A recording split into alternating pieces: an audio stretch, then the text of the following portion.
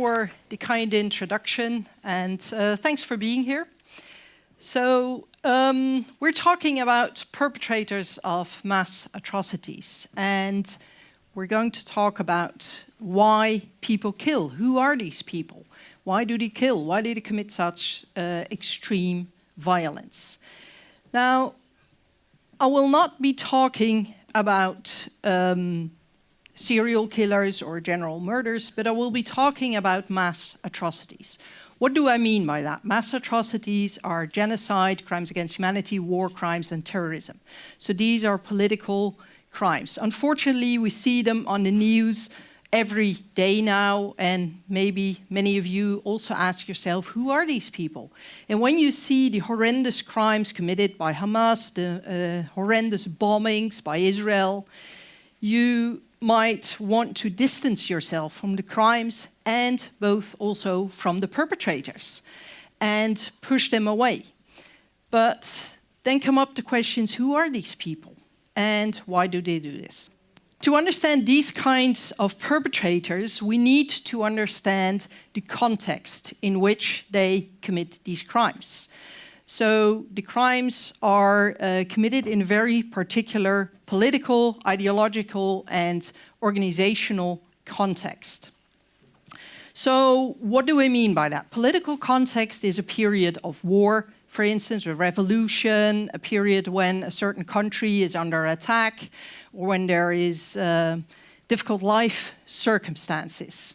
So we need to look at a particular context, as said. Well, I mentioned three types. The first one, political context, I described already. Then within such a political context, like a war, you also see an ideological context in which people start to see each other as enemies. And they see themselves as being under attack, so they have to protect themselves. And that is the ideological context. You also have an organizational context. Many of the perpetrators of mass atrocities are members of militarized units. And those militarized units have also a very particular culture. So it's all about obedience, conformism, loyalty. People are trained to kill. And within that typical environment, people are more likely to commit certain crimes. Now, I need to take my paper then. Now, to understand people who commit mass atrocities, you need to see that context. From my research, I came to believe that each and every one of us, within a particular context, can commit certain mass atrocities. However, it's not like someone would come in and ask one of us to torture someone else that we would quickly and immediately do it. No, only within this specific context. Now, so that is the first main thing. Then, what is this context? It starts off usually with difficult life conditions. That can be caused by a war, but also by an economic crisis, by being under attack, by a specific group. That creates difficult life conditions. And under those conditions, it is more likely that people come to commit mass atrocities. You wouldn't do that if you're in a country and everything is fine, everything is safe, wealth is distributed equally. So difficult life conditions is the starting point. Then within that, you get the ideology that plays an important role. Now, in the ideology, very often what you see is that one group starts to blame another group for those difficult life conditions. Good example in the Second World War, or in between the First and the Second World War, Germany had a difficult period. They lost the war, their ego was damaged, so they started to blame a privileged group, the Jews, for the stab in the back legend. They caused the Germans to lose the war. The economic crisis could be blamed on them. That is a typical example of blaming a certain group for mass atrocities. And that is usually then part of the ideological context of creating certain groups. Then you get this very strong us versus them feeling, that the us group is the group, the good people fighting the them group, the bad people. And that is another very important element and basis of this social context in which mass atrocities occur. Then from creating the us group and the them group, you get seeing the us as superior is good, the them as inferior and bad. And that very often leads to, let's see if it works now. Yes. Okay. Thanks. So this was the first slide, was the context and the mass atrocities. Thanks. And then I was actually quite proud of this one. So it starts off, as I said, difficult life conditions. You get the ideology and the us versus them qualification I just explained. And then in the case of mass atrocities, at first that you see the other one as the other. Then you see the other one as the enemy. And then afterwards, you start to dehumanize the other. Within academic literature, it's very often said that that is a crucial phase, that you no longer see the other person as an ordinary human being. And then it's much easier to torture, kill, or rape them. Because you can then hold on to your own ideology, morality, and do horrible things to the other person. Again, a very good example in Nazi Germany, to literally call the Jews' life unworthy of living, meaning, yeah, they're less than human. In Rwanda, the Tutsis were the minority group, the privileged minority group, were referred to as cockroaches. Maybe an even better example. And then you can hold on to your own morality, saying, well, I still don't kill people, but I do trample cockroaches, which is fine. So you place another group outside the moral universe of obligation. So that is crucial. And within this, there are many other factors, but I only got 45 minutes, so I point out the most important ones. That leads to escalation and polarization between the groups, who start to see each other as enemies. And within that polarization, where you start to see the other as an enemy, as less than human, as a danger, someone who should be no longer part of this world, that can ultimately lead to violence. And that is a continuum of destructiveness, a gradual process. Now, why do human beings let themselves be part of this continuum of destructiveness? Why don't they stop at a certain point? Because once you get there, you get to the violence. That is because human beings are social beings. We very much need other people. There's a need to belong, to psychologically survive. And that makes it very important that we, together with the in-group, the us group, create a certain circumstance, and that we go along with it. So this need to belong means that we want to adapt and that we accept social norms and values of the group. So if the group starts to demonize a certain group, starts to dehumanize a certain group, that you go along with them and join that part. Sorry. Now, because this very strong human need to belong, that makes that we adapt to many circumstances and situations. Research in social psychology has strongly shown this, and probably many of you know the different experiments that are the most famous one, the Ash experiment, the Milgram experiment, the Stanford prison experiment. And I'm going to briefly describe the Milgram experiment because it also shows the gradual progression. Now, Stanley Milgram started his experiment after he saw Adolf Eichmann, who was not a top Nazi, but very important in the extermination and the genocide of the Jews, because he was responsible for the transport, so a crucial role in that.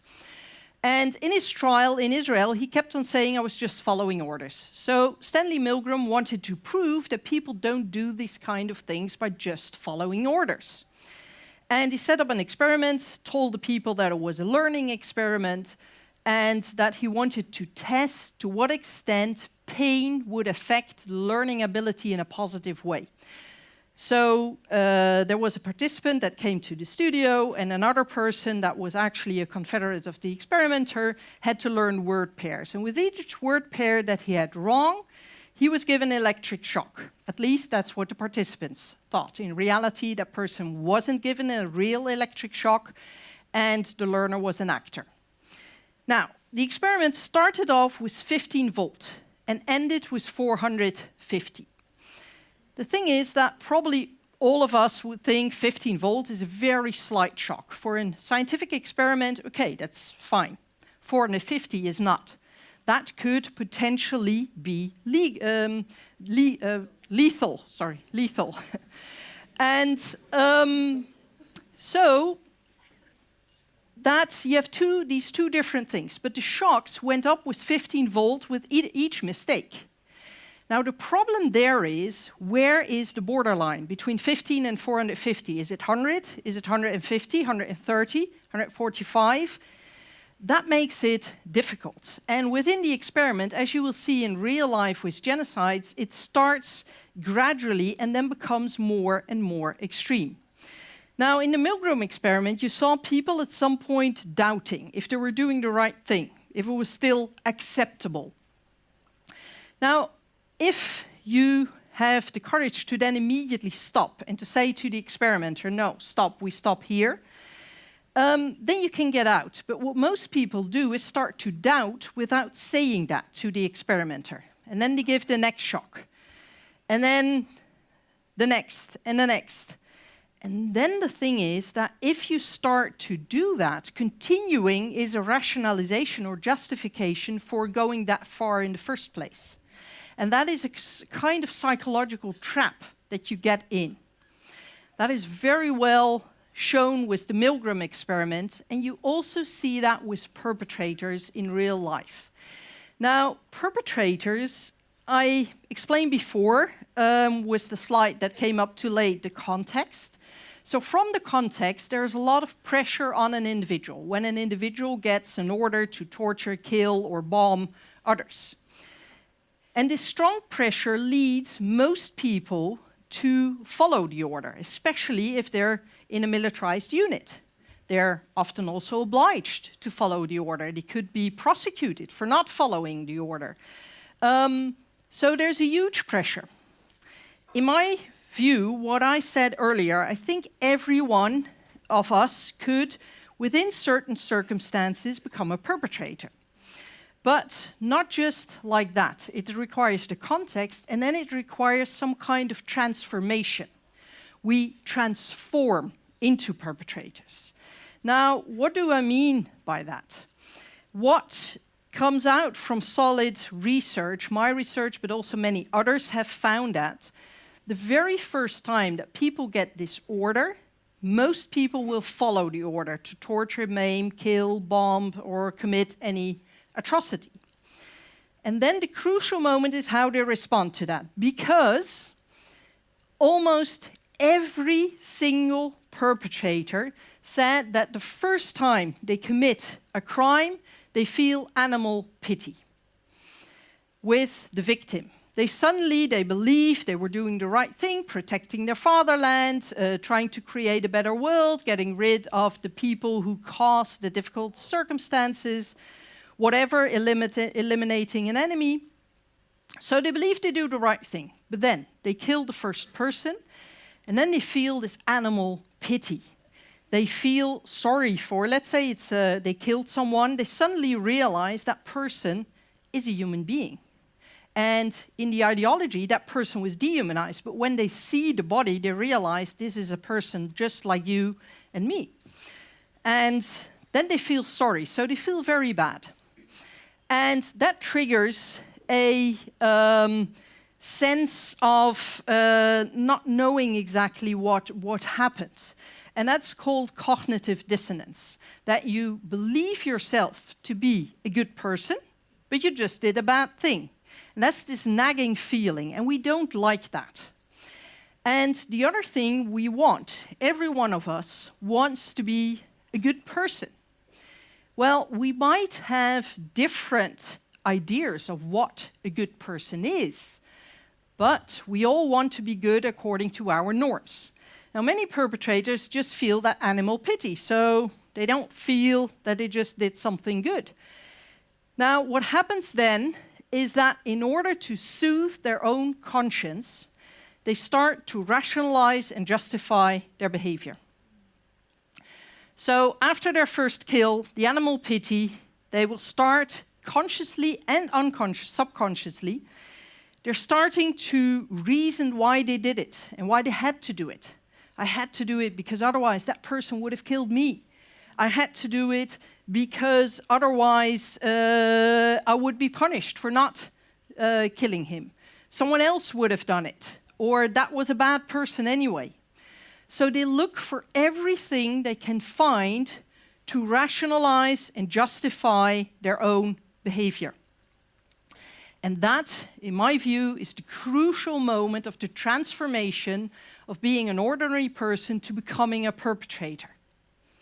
Because you start to rationalize and justify. And by doing that, when you get the next order, you start to believe in your own rationalizations and justifications. And then the second order is even more easy to follow. So you create some sociological changes that make it more likely that you will torture, maim, or kill again. And that is a process that continues. One sip of water, and then I'll read out a quote. So I've got one quote here. I must admit, I always use the same quote because this one is very clear, but I could point out in literature like 100 quotes which are fairly similar. But this is one that says it all, and it's a quote by a South American torturer who said the following. I show it on the screen and I'll read it out. I can only say that when you first start doing this job, it is hard. You hide yourself and cry. Nobody can see you. Later on, you do not cry. You only feel sad. You feel a knot in your throat, but you can hold back the tears. And after, not wanting to, but wanting to, you start getting used to it. Yes, definitely. There comes a moment when you feel nothing about what you are doing. And this is very typical. First, he says, when you first start doing the job, almost every perpetrator says that. Maybe with the exception of the sadists, the people who really enjoy violence. And that is a very small minority. But ordinary, regular people feel very bad about the first time.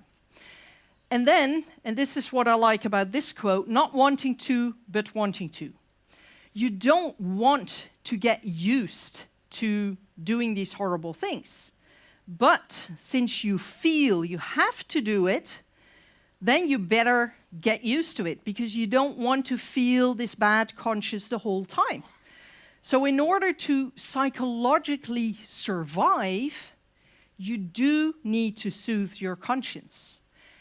And also, almost every single perpetrator says at some point you get used to it, as he says here as well. They don't feel anything anymore.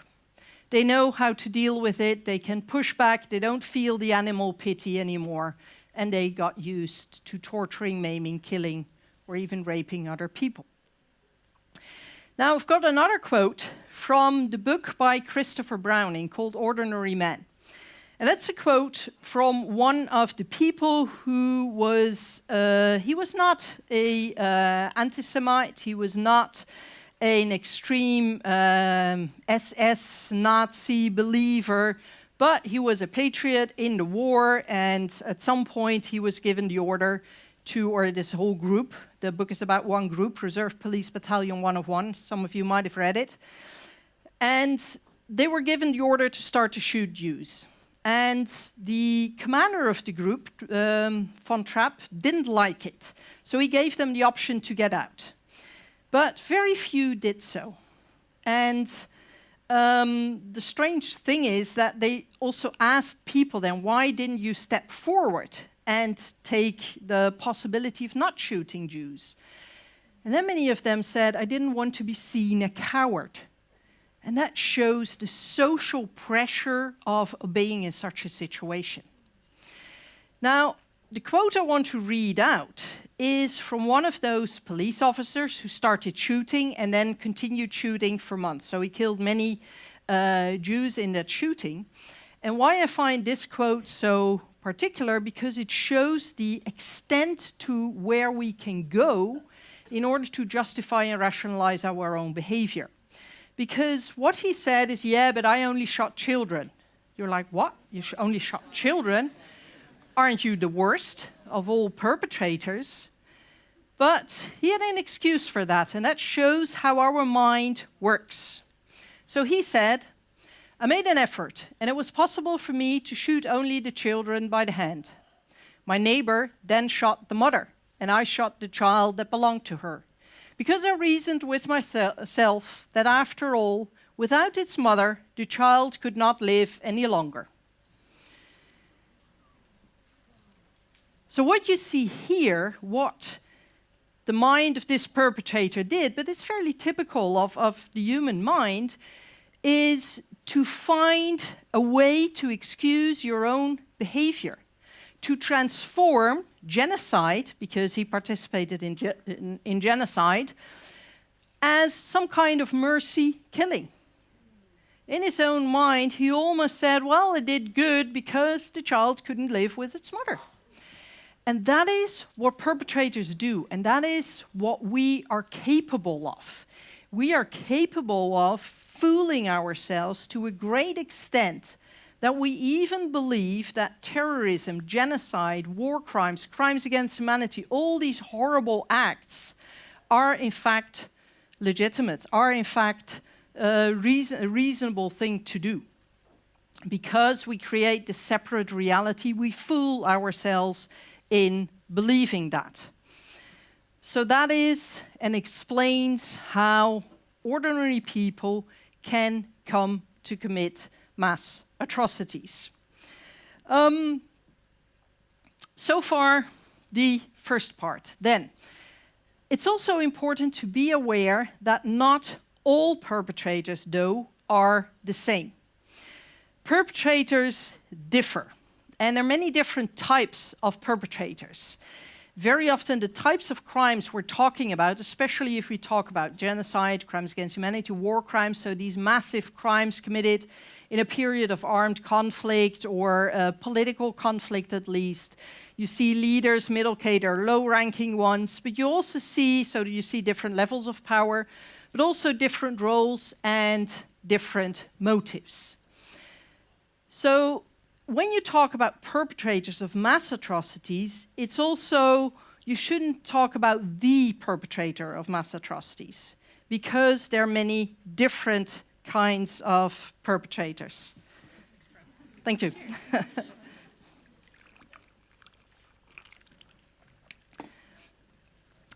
So, with these perpetrators, a lot of things work. In the sense that ideology is very often important, obedience is very often important, the social context is important. But it works differently for different types of perpetrators. And the remainder of the lecture I want to spend on that. Now, one type of perpetrator stands out.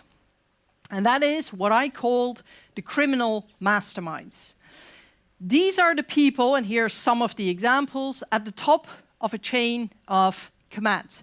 Usually a state, sometimes a terror organization, and these are the ones who initiate the violence.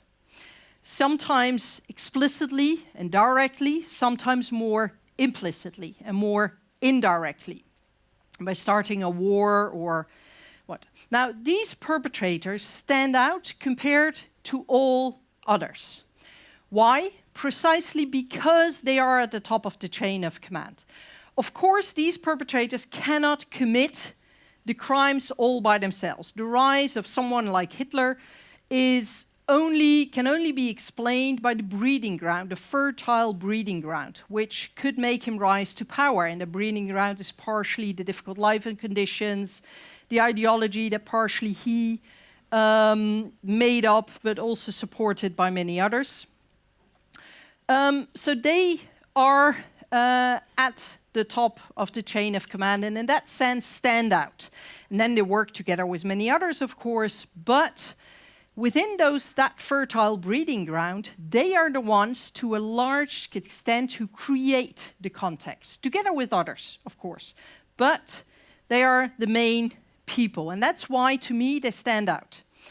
All other perpetrators commit so-called crimes of obedience. So they commit their crimes knowing that the one at the top of the chain of command would legitimize that, would want them to do things like that.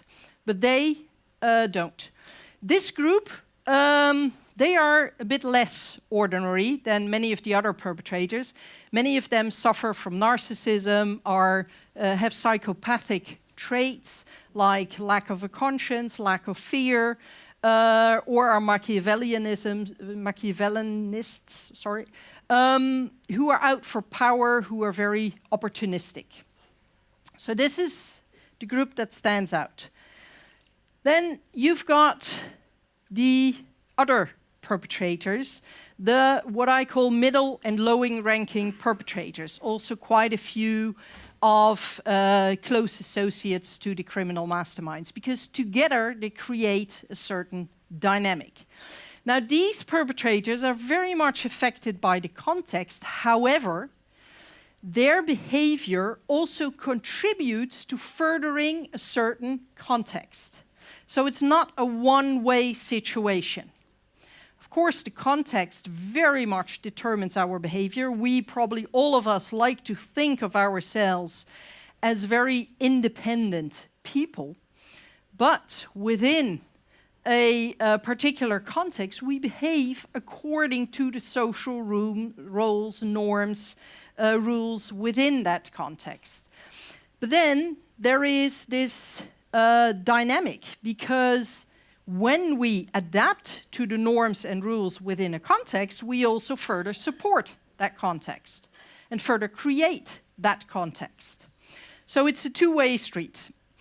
Yet this is the whole group, different kind of perpetrators. I'm not going to discuss them one by one, but I wanted to show you this slide. There are three main motives. However, I immediately need to say they work differently for different types of perpetrators. So ideology, self-interest, and fear. Now, to give some example, ideology plays a role for all perpetrators. Not in the sense that all of them are ideologically driven, but some are, and that is some of this group here. For the others, it, however, also plays a role because the ideology gives them the rationalizations and the justifications for what they were doing. Remember the slide on the animal pity, and then the cognitive dissonance, rationalizations, justifications can be found in ideology. So for some, ideology is a motivating factor. For others, it's a justification. Now here you see different types of perpetrators. The fanatics are the ones really high up in the chain of command who play an important role in designing the ideology, creating the ideology, whereas the holy warriors and the true believers are following. They're more the low-ranking ones. Holy warriors more the ones that see themselves as following a religion, hence holy, and the true believers more a secular ideology. These are people who follow the fanatics, that are the ideologically driven. Very often they're driven by hatred, resentment, contempt for a certain group, sometimes also hopelessness, and they want to hold on to a certain ideology that gives them new hope. A very particular type is the devoted warrior.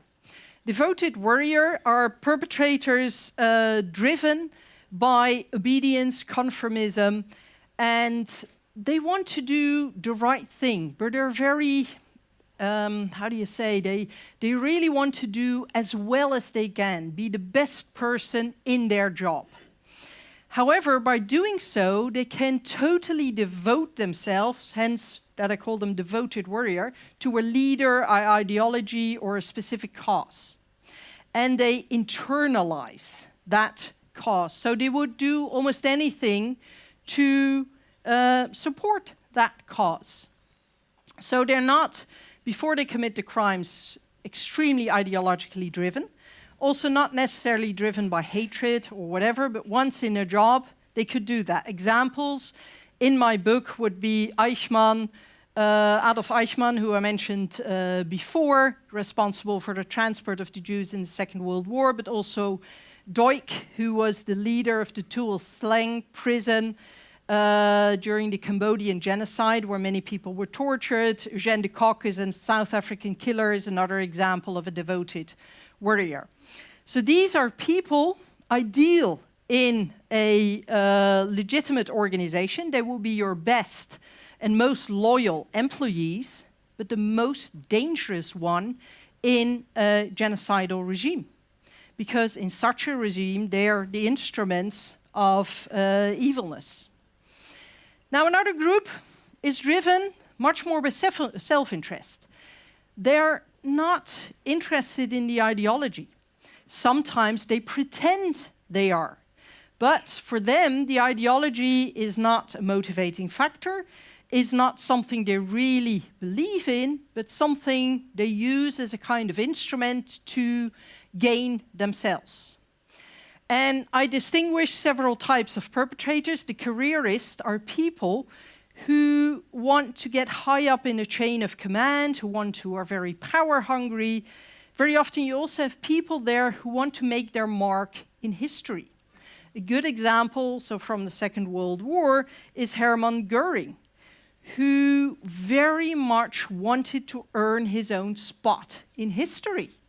And then he saw the rise of Hitler as a very charismatic leader, and he very quickly joined Hitler, pretended to follow the ideology, and for some part he did, but Göring was not an anti-Semite. But he nevertheless followed that, so he could make himself a career. And that is what you see. The criminal masterminds are very often supported by two different types of close associate, fanatics and careerists. Careerists are by definition high up in the chain of command. Then you also have what I call the profiteer and the criminals, who realize, let's say, a genocide is ongoing, and who then realize that they can profit from the genocide. They could take the houses of the people who are targeted. A genocide is sometimes also called a period of social engineering, where the power balances in a society change.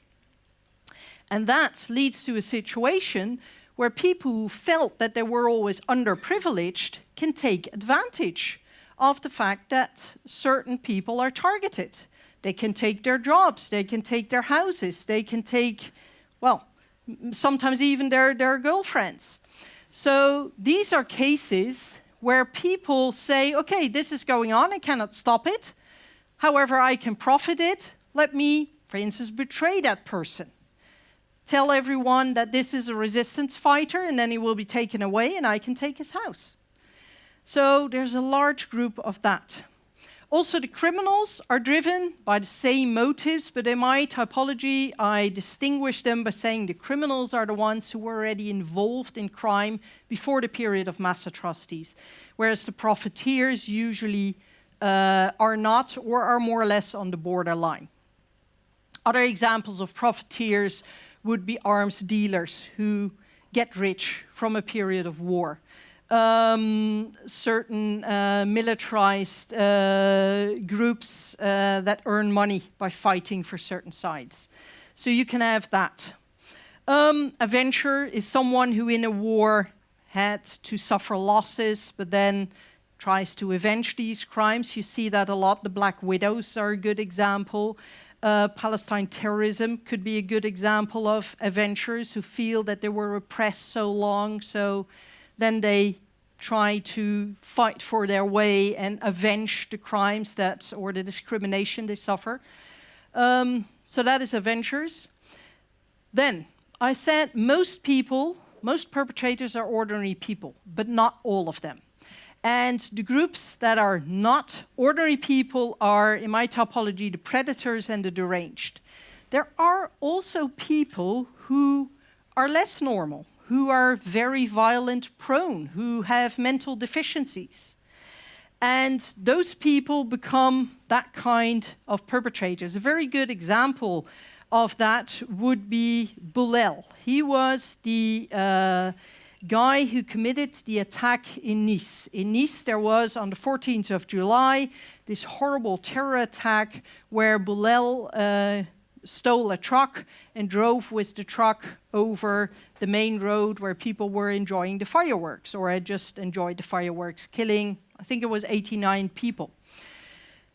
ISIS was related to him in the sense that they helped him organize the attack. They got in touch with him, with the organization of the attack, but Boulel was far from a devout Muslim. So to the outsiders, it looked like he was a holy warrior because he was used by the Islamic State, but this was just a violent man, very violent, very disturbed. He had a long criminal record, he had a lot of mental deficiencies, and he was just used by the Islamic State. And he felt attracted to the Islamic State, not for their ideals, but simply for the fact that they allowed so much violence. So, because the Islamic State was very violence prone. Now, so you also have these types of perpetrators. It's hard to say how big this group is, but very probably it's only a small percentage of all perpetrators. In literature, the figure of 5% is mentioned, but there's no real scientific empirical basis for that. However, these perpetrators do play an important role. Why? Because sometimes you have certain groups that are in a period of war, and then one predator or more or less deranged perpetrator within that group could make the group become way more violent. If you, for instance, have a real psychopath in a military unit, psychopaths don't have a conscience, but they also don't have fear. So in a period of war, what could happen is that they are the most courageous fighters because they're not scared. That can mean that they could perform heroic acts because they protect, their own group, so people can, their fellow soldiers can see them really as heroic fighters. Whereas psychopaths also lack the conscience, so they can become very violent at some point and then play a crucial role in the radicalization of the entire group. So it's a small percentage, but nevertheless a significant one. Okay, so this group is driven by self-interest. Then there's also a group driven by fear. The professionals, I'll be very sure, these are the ones who are trained to become torturers in a very coercive, violent environment. But let me go to the follower, because the follower, I think, is also one of the types of perpetrators that is the biggest group. These are people who do not have any additional motive very often, but just follow the flow. And these are maybe the most remarkable perpetrators, because why do they commit such horrendous crimes? Very often not even out of ideology, not even out of self-interest, but just because everyone else is doing it. And why do I call it fear? It's the fear of standing out, of standing apart. And now I go back to one of the first slides where I said people need to belong. And because you need to belong, we are very often too afraid to stand out. And when I tell people that I think everyone can become a perpetrator, a lot of people say to me, yeah, we have something evil inside of us. I think it's more something weak. The weakness of not standing up to a group, of not saying in a certain situation like, hey, we need to stop. we shouldn't do this, but going on and going along with the group. So it's a kind of social fear. So it's the weakness that plays an important role. Last perpetrator I want to explain a bit more is the compromised perpetrator. That are people who are perpetrators who for some reason are vulnerable. Could be child soldiers, could be people because they're members of the targeted group. And then they are abused by the perpetrators. Yet another example from the Second World War. Why do I have so many examples of that? Because they're very well documented. There is this very sad Jewish woman called Ans van Dijk during the Second World War. She worked for the resistance. She hadn't made herself known as being Jewish, so for quite a while she could do that, and then she was arrested by the Nazis. And she was given a choice, either being put on a train to Auschwitz straight away, or to betray other Jews. And then she decided, okay, I don't want to be put on a train, let me betray a few other Jews. But that started this whole motion that they kept on asking her to betray more Jews, more and more and more. And then at some point she decided to be rather the hunter than the hunted. And unfortunately, this woman was very good at her job. So she ended up trying to protect herself, but ended up betraying about 100 and maybe even 200 Jews. So an extremely sad story there. There are many other examples. South Africa, apartheid regime, many black fighters against apartheid were captured and then forced to become traitors. And these people are also perpetrators, compromised perpetrators. Now, what I hope to achieve by setting up this typology is to get a better and more nuanced understanding of perpetrators and also the difference between the different kinds of perpetrators. Now, this typology is not meant as a psychological evaluation tool that you put somebody through the system and then say you're this type of criminal. However, it does help see the internal dynamic and how the different types of motives work together. And now I've got another... Yeah, now this one isn't working anymore. No. Yes, here it works. Okay. I know this is too small, you cannot see it, sorry about that. But what I did here is put all the different types of perpetrator in there, and what you see, it creates a social dynamic together, where the ideology does play an important role, but you see it's not just obedience, it's not just ideology, it's not just self-interest, it's everything together and functioning, operating in a certain way. And I've got a better slide, I think, this one, which shows the social dynamics. And after the Second World War, for instance, many perpetrators said we're all small cogs in a big machine. And many lawyers who were trying them or prosecuting them, defending them, said, well, just small cogs in a big machine, that's just an excuse. I don't think it's an excuse, I think it's a reality in the sense that this is the social dynamic where you have the biggest cogs are criminal masterminds, careerists are quite big, but then followers, profiteers are smaller, and they all function together and operate together. What I definitely am not saying is that we are passive automatons. I'm definitely not saying that. I am, however, saying that the context plays a huge role. Dispositional factors do play a role, but more in the sense what type of perpetrator could you become, and then choices you make. And these three factors ultimately determine what kind of perpetrator you become. So everyone can become that. Not everyone does become it. That's also very important. Another thing that I want to say is that next to the continuum of destructiveness, where people become more and more extreme along the way, you could also start to fight the system. And then you can end up in a continuum of benevolence, where you actually keep making certain choices and affecting your environment that ultimately leads to self-sacrifice, where you end up protecting people and also endangering your own life or dying for your ideals. That can also happen. So there are differences there. Now I come almost to the conclusion. So to summarize what I was saying, the sad truth is that most horrendous crimes in history in the world are committed by people who try to make the world a better place. At least that is what they believe themselves. Perpetrators do not see themselves as perpetrators.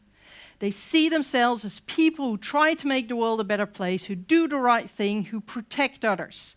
And this, I find, one of the most powerful quotes. It's by an American soldier who took part in the My Lai massacre. That was during the Vietnam War. There was an American unit that went into a village, and they were on a kill and destroy mission.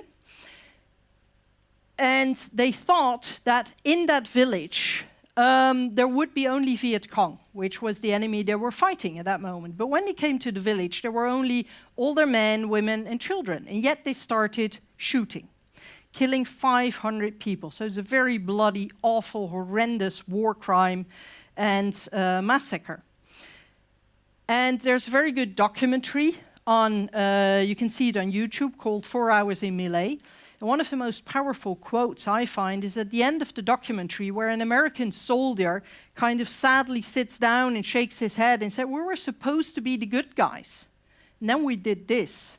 So he feels horrible in hindsight about what he did. Now the very last slide, and oh, no. Oops. So, why do they kill? What I tried to explain is the context plays a very important role. We have to understand that. And some contexts are atrocity-producing situations. Yet, we're not passive automatons, but within a certain situation, we're bound to make certain choices. And unfortunately, these choices can make us get caught up in a sort of psychological trap. And that trap spirals in extreme violence. And that can mean that ultimately we commit horrendous crimes and end up like the South American torturer that I quoted in the beginning. Are we all evil? I don't think so, but I'm afraid we have a potential in evil if we do not always very critically, continuously look at the situation and try to not be weak, not just follow others. Because by following others without being critical can lead us to commit horrendous crimes. And that brings me, to the end of my talk. So thanks for your attention, and I'm open to questions.